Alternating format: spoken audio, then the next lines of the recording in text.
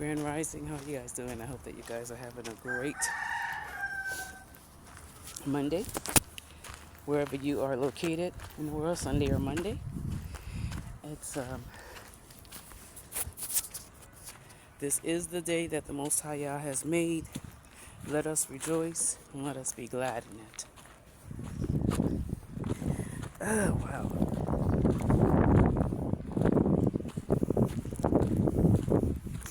There was something that I wanted to share with you guys on today.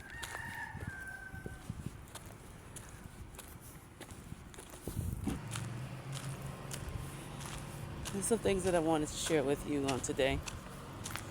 Whether you listen or not, it's up to you. Just something that I've learned along the way. Okay? If you have a desire to relocate, to expat, to the motherland, you have to have a made-up mind. That's the number one thing. It's more important than having money saved up. It's more important than planning. I'm not against making preparations, making plans, having your money saved up. Yes, do all the things that you naturally, physically can do to ensure a smooth transition. Do your research. Visit before coming. All of that good stuff. That's all good advice, good counsel.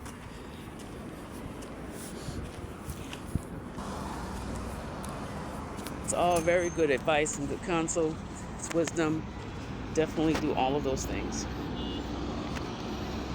But the number one advice and the most important counsel that I can offer you is that you have a made-up mind that no matter what, you're coming, and when you get here, you will not let anything or anyone dissuade you, because the enemy is going to try to bring all kinds of confusion. Your family and friends back home will come up with all kinds of fake crises and act like they can't do anything without you being there. Your presence is just so important now all of a sudden in their lives that they can't do anything. They can't function. They can't move. They can't breathe.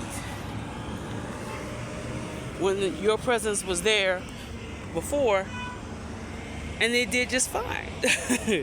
There's a spirit of sabotage that is very prevalent amongst our people. And I find it especially true when it comes to making that move to come to the motherland. It's always been amongst our people, W.E.B. Du Bois was Marcus Garvey's most ardent enemy.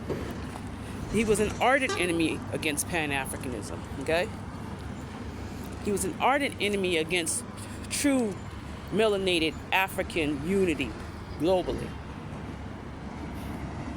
But in his 90s, W.E.B. Du Bois gained Ghanaian citizenship, and his body is buried in Ghana to this day. But he fought Marcus Garvey tooth and nail. When Marcus Garvey was trying to make it possible for the average melanated person to come back to Africa.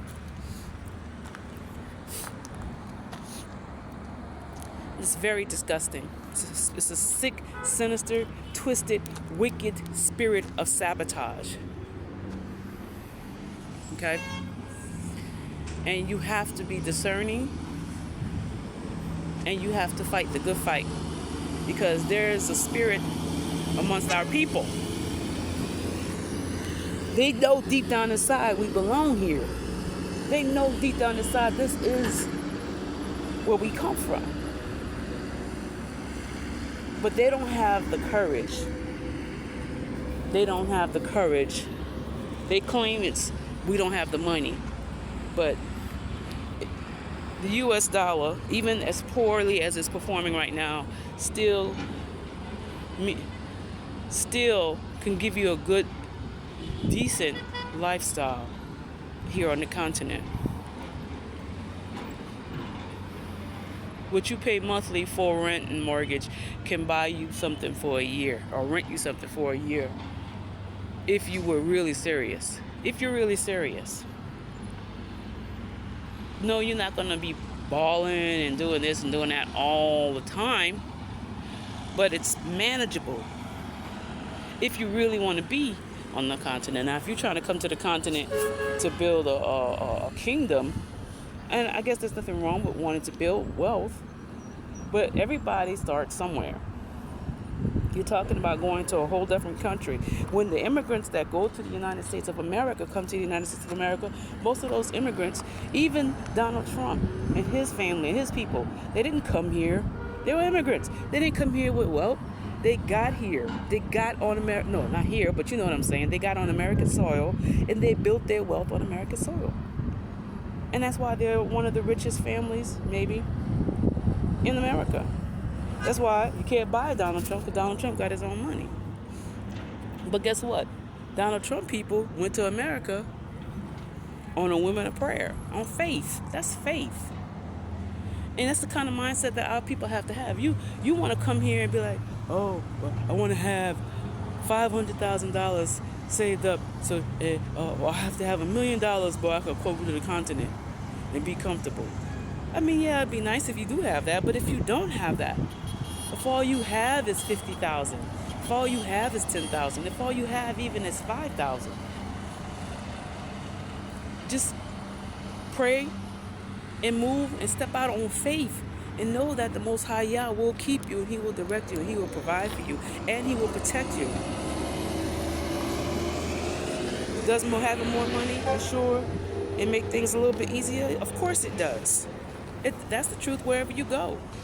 But if you don't have it, still, when the Most High Yah say move, just go ahead and move. And He will supply every need. I'm telling you He will. He's been doing it for me. It hasn't been easy, no. It has not been easy. But I still would rather be where I'm at right now than to be in America. And that's the truth. And you got to make up in your mind that you're not going to let the spirit of sabotage your plans. And sabotage what you believe and what you know is the plan of Yah for your life. And, you know, the greatest confirmation that I have is the word of Almighty Yah. There is a second Exodus that's recorded in the Bible. And that second Exodus pertains to us. Pertains to us. So if it's in the Bible, it's going to come to pass. That is the spirit of prophecy. Not you're going to get a house, you're going to get a car, you're going to get a booth, you're going to get a business, you're going to have a ministry. You're going to the nations, all right? You're going to this nation right here. You could either do it willingly or by force. I do believe we're embarking and coming up on a time where the Most High Yah is going to start opening up a lot of doors for our people who want to be obedient and take heed to what He says. And not just, don't have, forget all those conferences and, I'm not saying don't have consultations. Yes, that's part of your research. But all this, do you think I should go? Do you think I should go? Do you think I should go? No, don't have those conversations with people anymore. If you are shaky and iffy about moving to the motherland at this point, that means you are willingly and blissfully in denial about the reality of what you're living in, and you want to stay in denial. You're going to be probably some of those people that's going to have to forcefully be removed from Babylon. Huh? Now, if you forcefully removed from Babylon, it may be a little bit more traumatic for you because you've had such an attachment to Babylon. You've grown so accustomed to the comforts and the lies of Babylon that it's going to be traumatic for you. But if you started detaching yourself from Babylon inside your mind, your soul, your ruach, then when it comes time to make that move, it's not going to be traumatic for you. When you make up in your mind that you're going to do what the Most High Yah has instructed for you to do, He's going to open up the door and make a way for you to do what He's instructed for you to do.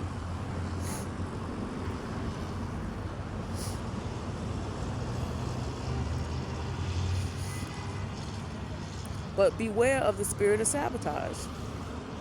You got to be wise in this hour, because amongst our people, it's the spirit of sabotage that don't want people either to make it while they're on the motherland, or don't want you to even make that move. And they will do anything to stop you. You hear me? There are people that are jealous of the fact that you're on the motherland. And they're praying for you to have to come back. They're praying for you to have to not go. But they can't stop. They can't stop you. They can't stop me.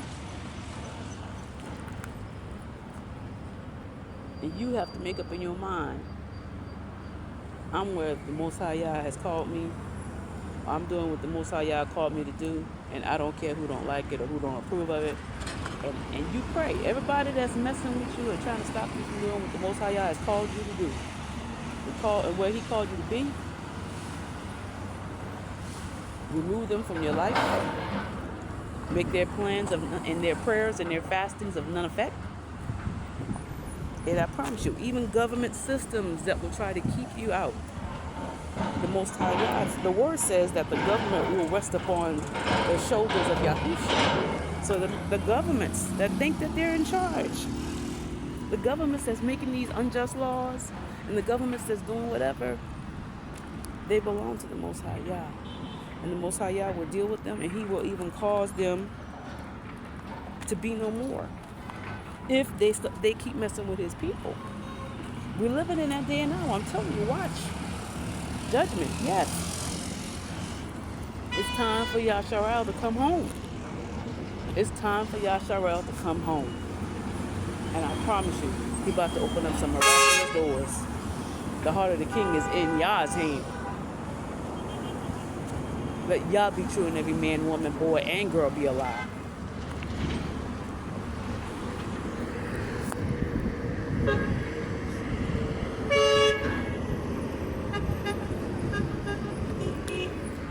Yes. So I'm just here to give you some wisdom if you haven't caught on already. But that's the spirit that I've been dealing with. That spirit is more diabolical and wicked and dangerous than any spirit that you think is so dangerous. So here, don't let these, and that's another thing, stop letting people scare you. Stop letting, Yah has not given us a spirit of fear, but of power, of love, and of a sound mind. You understand? Fear is not from the Most High Yah. You have all these governments that have all these alerts about travel alerts about don't travel here, don't travel there, don't travel here. What do you think? Because those governments are purposely having to tell you and scare you into traveling to certain places. Those are the places that the Most High Yah want you to be, where they're issuing all the alerts. And ain't no place more insecure than Babylon. Huh? You can go to church, you can go to a concert and get shot. Huh? You can go to the store and get shot. Look where I'm at right now. Ain't nobody trying to shoot at me. This is one of the places that the government say, oh, travel alert, it's insecure. Oh, travel alert. No, baby, I've been here a year. I've been coming back and forth since 2021. Now, let me tell you something. The Most High Yah will protect His own. He will protect His own. And He has been protecting me, and He ain't going to stop protecting me now. Stop letting people scare you out of the will of the Most High Yah. Really and truly, I wish that I would have took my coins that I got from the government for Katrina, all the times that I had my hands on a decent piece of change, and I wish I would have took my babies and came over here then.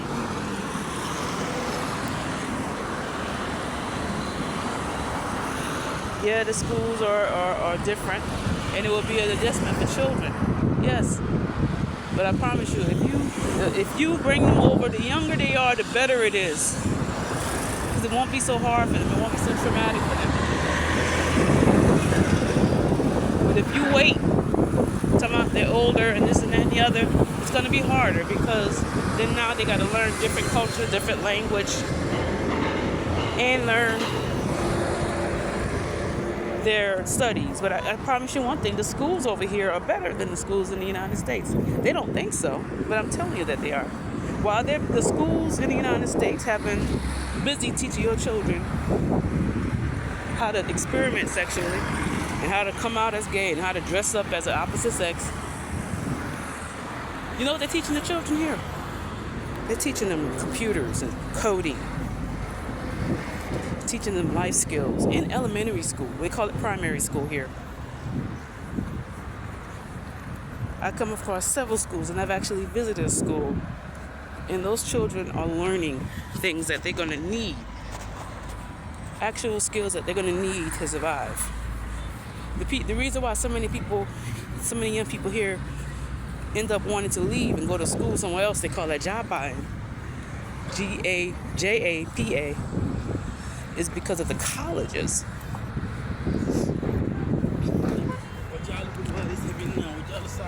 Excuse me, y'all. Because they've been programmed to believe that the colleges in America are better than the colleges here. And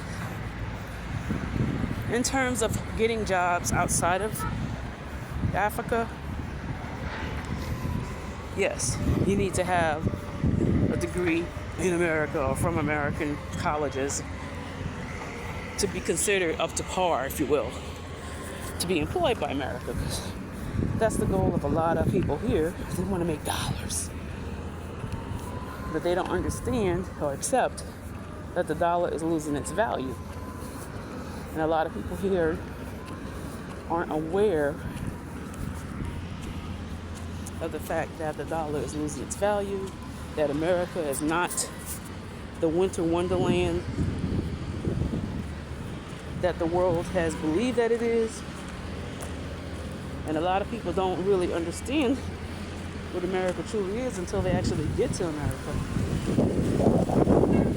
And they're faced with the realities of staying in America, trying to pay bills, trying to survive, and trying to send money back home to their people. Heck yes. A lot of Americans that was born and raised in America, y'all, we were migrants too. Migrated from state to state. Why? Because you're trying to find a better way of living for you and your children. You're trying to have access to better housing, better schools, better jobs. The immigrants are doing the same thing. So I'm not upset or angry at immigrants that want to leave their country and go to some place where their life, their standard of living can be better and they can help their people back home. How is that a crime? We do it in the United States all the time. You know, we have people that left the South and moved to Chicago. You know? My mother went to Chicago. She went to sewing school in Chicago. No, it's okay. Thank you. You can go. I'm good. Let's try to give me a ride. Good morning. I'm just going to trek. I exercise. I'm trekking. Thank you.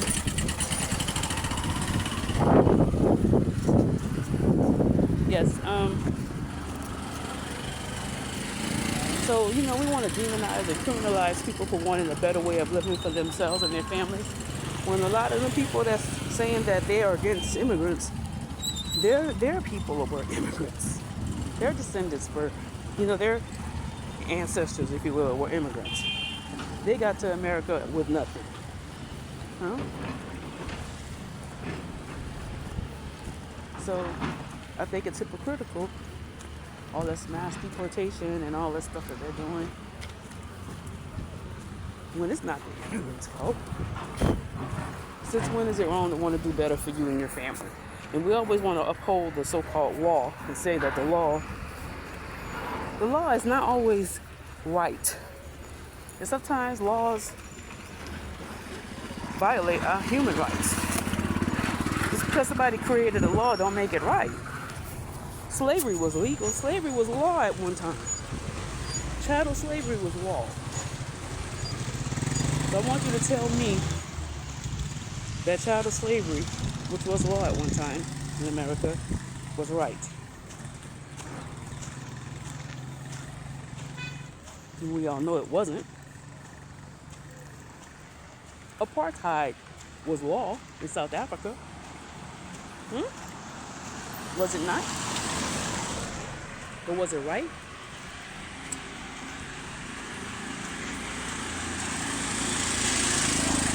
The legal systems here that uphold tribalism in Nigeria, substantiated and backed up by laws. But does that mean that those laws are right? We all know that they're not.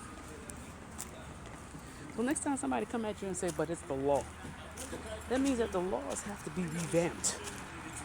The laws have to be sometimes abolished. Constitutions have to be recreated.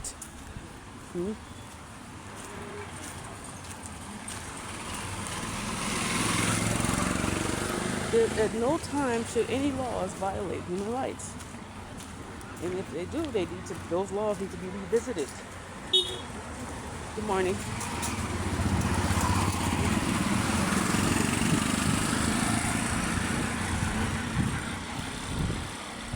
Some people create laws to oppress people.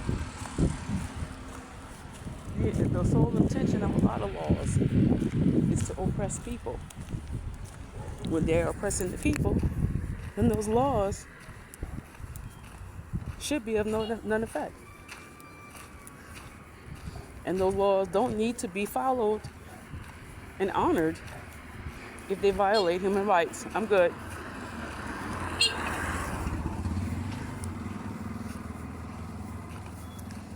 Yeah. We have to learn that.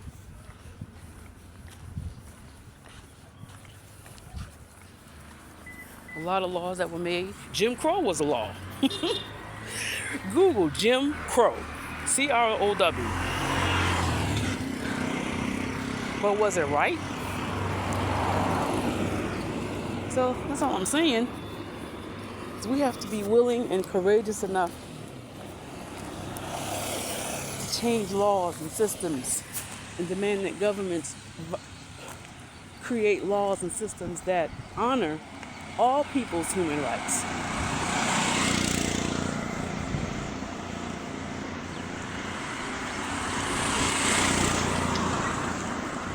No matter where you are, you don't let anybody violate your human rights. And if you don't know what your human rights are, go to the United Nations Human Rights Council page. It will tell you what your human rights are. You are supposed to have clean water. It's a human right. You are supposed to be able to vote without any type of intervention or coercion or interference. That's a human right. You have the right to peacefully assemble and protest. That's a human right.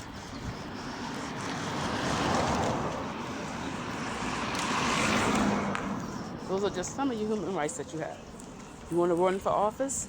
You should be able to run for office, and nobody should be able to stop you. It's a human right.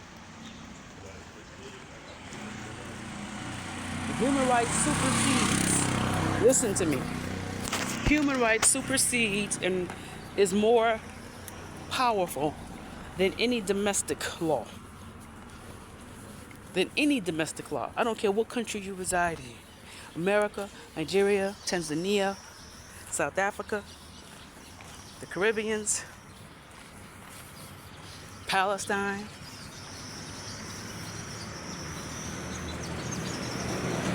all human rights. That's international law. That's what's called international law. Any law that upholds human rights is international law. You can find out more about international law on the United Nations website. Now, United Nations is being swayed by some countries more than others. But again, international law trumps domestic law any day. And if your human rights are being violated, domestically, if your leadership is continuing to violate your human rights and ignore your cries for justice, for housing, for clean water, for leadership in government that is for the people and by the people, then you have a right to go above their heads. You have a right to file complaints with the United Nations Human Rights Council. You have a right to sign petitions. They can't stop you from signing a petition. And in signing a petition, I know here in Nigeria, you still believe in a lot of paperwork. But you don't have to do paperwork to have a petition. You can set up petitions online. I believe there's a website, petition.org is one of them. There's several websites where you can set up a petition online. And all you got to do is put your name and your email address. And they say, I'm signing anonymously. There's a box you could check. Whereas even though you're signing the petition online, nobody else will be able to see that you're signing the petition. So nobody could come back at you and retaliate against you. Okay? Trying to help you out.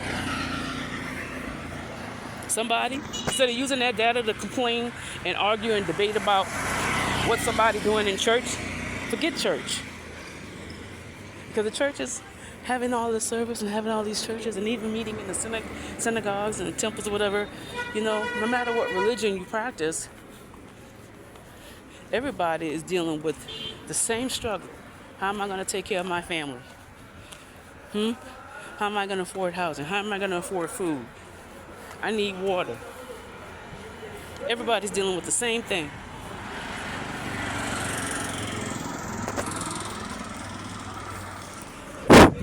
Everybody, take your data that you're spending money for.